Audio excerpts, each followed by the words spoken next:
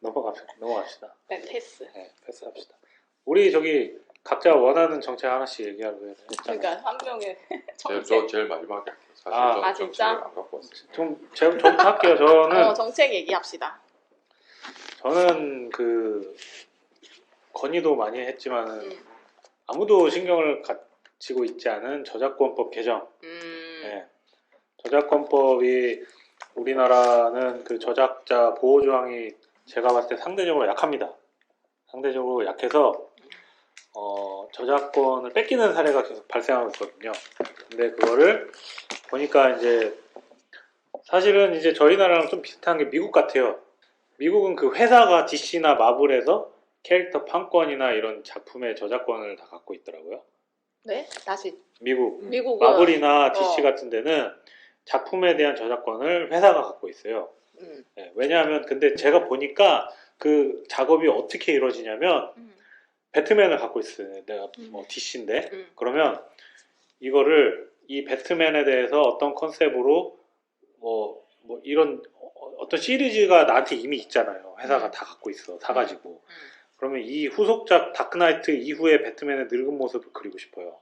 그러면 시나리오 작가, 그림 작가, 컬러 작가 막 이런 것들을 섭외해서 작품 좀 만들어주세요 하면 이제 그 사람들이 만들어주는 거거든요. 그 컨셉과 디테일한 이제 시나리오는 시나리오 작가가 써주고 그리고 그 작가 스타일이 되게 독특한 사람이면 그 사람한테 권한을 많이 주기도 하는데 아무튼 이 배트맨 시리즈는 DC 건 거죠. 그래서 기본적으로는 이제 그런 구조로 해서 많이 이루어지고 독자적인 거는 제가 사실 독자적인 작품이 나왔을 때 그거에 대한 저작권이 어떻게 되는지는 디테일하게 찾아보지는 않았는데 미국 같은 경우는 독자적인 작품을 만들면 그건 저작권자한테 있는 걸로 알고 있고 아무튼 그래서 미국에서는 그렇게 저작권을 이제 회사가 소유하는 경우가 많다 일반적이다. 하지만 뭐 유럽이나 특히 우리나라 같은 경우는 우리나라 만화를 어떻게 분석했냐면 작가 중의 만화라고 분석을 하거든요. 작가가 아이디어 내고 그 고유성 캐릭터화를 만들면은 그걸로 인해서 어떤 고유성이 발생하고 저작권이 발생하는 경우가 많아요. 회사에서 뭘 던져주는 것보다.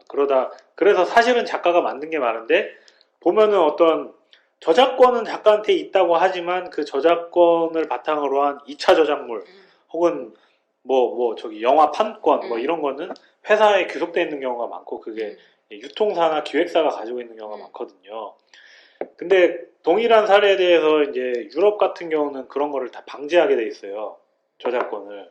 그러니까 사실은 이제 저작은 자유계약이니까 회사가 내가 너 이거 유통해줄게. 근데 네 작품 나랑 계약하잖아? 그럼 2차 저작권이나 이런 건 다 내 전속이야. 라고 하고 사인을 해버려요. 근데 유럽에서는 그런 것들을 그럼에도 불구하고 이제 그 장래의 저작물에 대한 어떤 포괄적인 양도 너의 권한을 나한테 다 준다 이런 거는 무효다 라는 조항이 있고 독일 같은 경우도 이제 그 이용권을 설정해 가지고 그거에 대해서 회사가 이용을 하는 거고 그리고 이제 만약에 충분히 수익이 발생했을 때 이 수익을 청구할 수 있는 어떤 근거 조항도 있거든요. 그러니까 돈 많이 벌었으니까 좀 같이 나눠주세요 라고 할 수 있는 법적 근거가 있어요. 근데 우리나라 그런 게 없어서 야 처음에 사인했으면 끝이야. 내가 처음에 추가로 하겠다고 미리 얘기하면 되죠. 그러면 계약 안 해요. 네. 그러니까 백희나 작가 같은 구름빵 같은 것도 사실은 뭐 저작물 용역 계약이라고 해가지고 2천만 원 주고 내가 용역 해가지고 이 사람이 작품 만들어줬고 난 이거 산 겁니다. 그래서 내가 이걸로 엄청 많이 벌었어요 돈을. 근데 넌 2천만 원 먹고 끝이야. 근데 그 구름빵이라는 작품 안에 백희나 작가의 아이덴티티가 있거든요. 그 책을 보면 알 수 있듯이. 그리고 백희나 작가가 그 이후로 만든 작품들을 봐도 이 사람의 그 작품 세계가 있어요. 구름빵이 다른 작품하고 다를 수밖에 없는 이유가 있거든요. 딱 보면 알아요. 그 막 조형물을 종이로 만드는 건데, 예, 그런 고유성이 있기 때문에 이제 보통은 제가 봤을 때는 유럽법으로 하면은 이제 작가의 고유성을 인정받아서 이게 수익을 2천만 원 주고 땡친 거를 조금 더 이렇게 인정해줘라 라고 이제 청구를 할 수 있거든요. 그 청구가 이제 과할 경우에는 법원에서 제재를 하겠죠. 애초에 청구 자체를 법원에 그러면 계약할 때 연도를 했었어야 되는 거 아니에요? 본인이 딱 3년을 그렇게 하겠다. 그렇게 해야 되는데 우리나라 가장 악질적인 게 이제 그 양도 계약을 해버려요. 저작권에 이제 양도할 수 있다는 게 있어요. 저작 재산권은 양도할 수 있다. 그래서 내가 양정화 작가님 저거를 재산권을 양도 계약을 해버리잖아요. 그럼 저 성명 표시 인격권은 양정화 작가님으로 제가 다 팔 거예요. 발표는 그렇게 되는데 저 작가를 외국 유명 스튜디오에서 만약에 10억에 샀어요. 재산권 10억에 샀기 때문에 그건 다 내 거예요. 나는 이미 근데 작가님한테 어차피 본인도 할 수 있고 작가도 할 수는 있잖아요.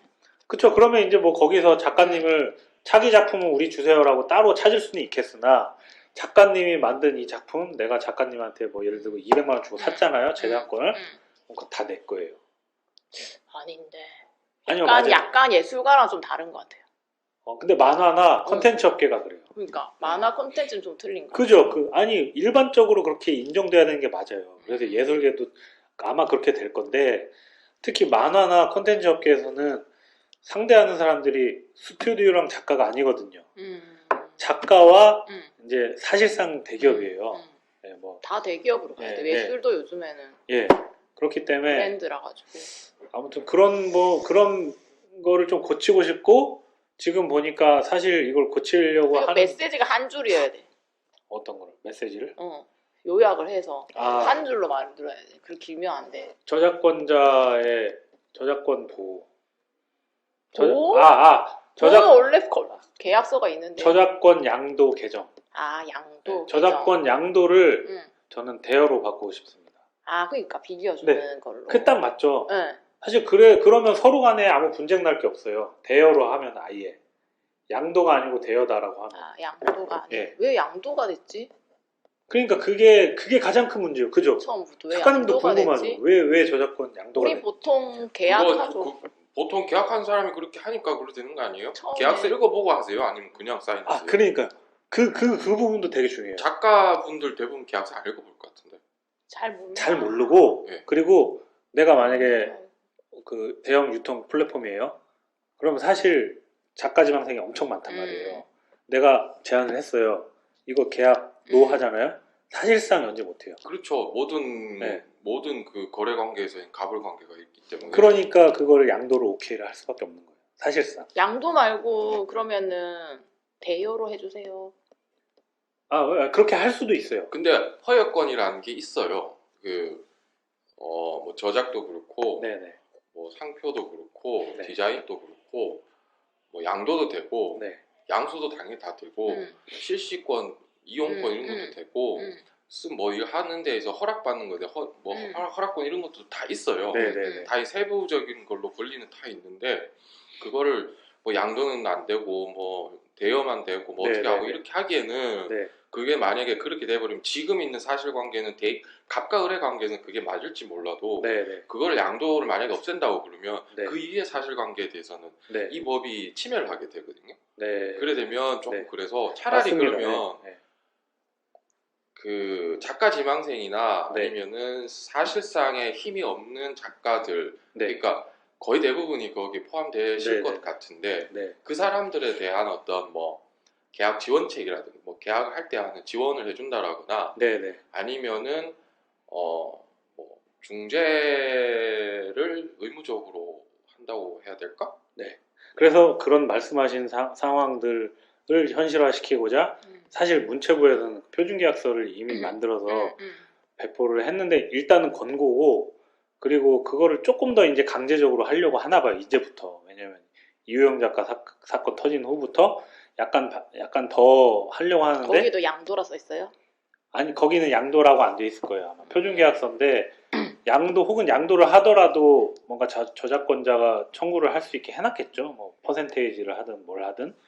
근데 아무튼 그거를 그럼에도 불구하고 저작권법 자체에 이제 그 재산권의 양도 조항이 있고 이제 잘 모르는 작가들은 이제 계속적으로 그렇게 계약을 하기 때문에 사실 그거를 좀 원천적으로 저는 좀 바꾸고 싶어가지고 왜냐면은 독일도 이용권의 허락 이렇게 돼 있거든요. 뭐 그런 것도 있고 아니면 프랑스처럼 아예 이제 장래 저작물의 포괄적 양도는 무효이다. 뭐 이런 조항이 하나 추가가 되던가 하면은 불공정하게 이루어진 거에 대해서 좀 더 뭐 저항을 할 수가 있겠죠. 이의 제기를 할 수 있겠죠.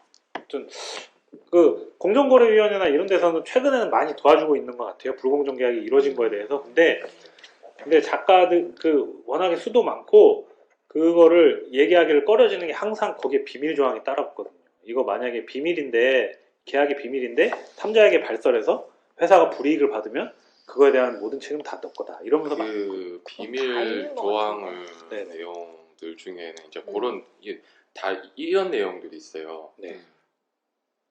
양자가 주고받은 정보를 공개를 하는 것은 불법이에요. 네, 원칙적으로. 네, 그런데 네. 뭐 국가기관이라든가 네. 법원에서 내라고 했을 때 어쩔 수 없이 내는 거는 그건 예외로 되는 것들이 거의 네. 많아요. NDA 계약 보면 그거는 항상 들어가 있거든요. 네, 굉장히 중요한 부분입니다. 그걸 네. 그거는 해석으로 해결하면 되고. 네. 근데 저는 생각이 조금 약간 꼭지가 다른 게 네. 양도를 막는다고 그러는 거는 재산권 행사하는 걸 막는 거예요. 그거는 대기업을 위해서 막겠다라고 이제 들어갔다가 자칫 잘못하면 그거는 그 자체가 헌법 위반 될 수 있거든요.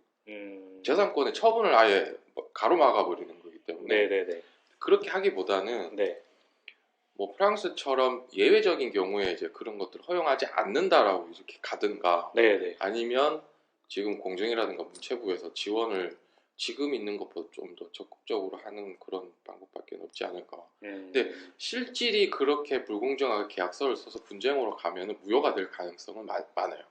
예, 저도 그렇게 생각합니다. 무효로 갈 가능성이 많아요. 왜냐하면 계약서라는 게 액면 그대로 우리가 보고 이렇게 하지만 네. 실제 분쟁을 가면 네. 계약 자회 모든 건 다 사적 자치 원칙이거든요. 그래서 계약서가 우선인데 네. 이 계약서가 네. 정말 사회 통념상 네. 저희 어제 그 회사에서 이런 얘기하면 정말 상식의 밖에 벗어나냐 안 벗어나냐 그거가 제일 중요한 것 같아요. 네. 계약서 내용을 봤어요. 네. 근데 말도 안 되는 거예요. 그러면은 이거는 누군가의 판단에 의해서 그 누군가는 뭐 판사가 될 수도 있고 뭐 네. 그렇겠죠. 그래서 법으로 넘어가겠죠. 법에 의해서 네. 이제 판단이 되고, 그렇게 되면 네. 전체 계약서가 무효가 아니고 그 조항만 이제 무효가 되는 그런. 네. 근데 요거는 근로계약서는 유효다. 네. 이거 인정이 되거든요. 네. 근데 이 작가에 대한 용역 같은 경우는 일단 기본적으로 용역 계약이라서 네. 사인간의 계약이거든요. 네. 쉽지 않고, 그리고 아마 연수님 말씀하신 것만큼 들어갈 사람이 많지가 않아요, 사실. 이게 정말 법원 갔을 때 무효로 인정받을까 말까 이런 고민 안 한단 말이에요. 가죠. 예, 그냥 액면가로 이렇게 써져 있고 이렇게 내가 사인을 해버렸구나라고 다 거의 다 포기하는 경우가 많거든요. 그 사람들은 컨텐츠나 작가, 그러니까 어느 정도의 요건을 갖춘 작가를 보호하고 컨텐츠를 진흥시키기 위해서 특별법을 만들면서 그 특별법 상에서 일정 부분의 재산권 처분을 제한을 조금 시켜주면 그거는 헌법 위반이 아닐 수는 있어요.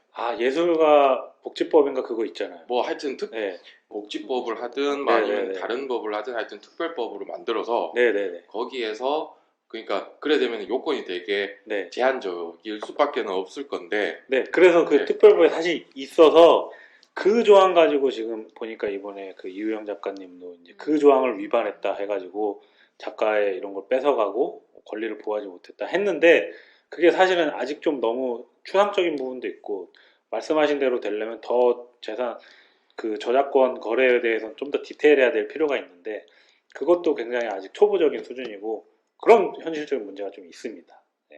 말씀하신 방금. 아무튼 굉장히 예리하시네요.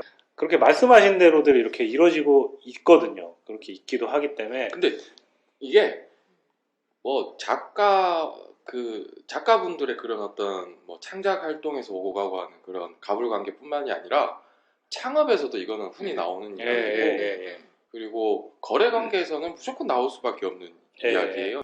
저는 그렇습니다. 제가 경험상 했을 때는 그냥 계약 관계가 너무 길면은 위험하더라고요. 계약 관계가 길면 위험하다. 그래서 최대한 최대 1년, 2년, 길면 3년? 그게 더 나을 거예요. 왜냐면 1년 해보면 알잖아요. 왜냐면 계약 기간이 딱 끝나면 다시 계약을 맺고. 재계약. 요즘에 뭐 K-팝 같은 것도 다 소속사 투자니까 솔직히 말하면 긴 거 같아. 한 몇 년을 했겠죠. 투자금이 크니까 K-팝은 더 많이 예술보다 더 자본을 더 많이 투자하잖아요. 음. 근데 다 어떻게 보면 다 브랜드고 다 한 사람이 스스로 할 수 있는 게 아닌 거예요. 그렇죠. 다 네, 콘텐츠 그럼요. 문화 자체가 같이 만드는 거죠. 근데 계약 관계가 길어지면 서로 불편한가 봐요. 결국엔. 그래서 네. 그냥 조금 짧게 하는 게 나은 네. 것 같아요. 짧게 할 수 있는 있으면 네, 짧게.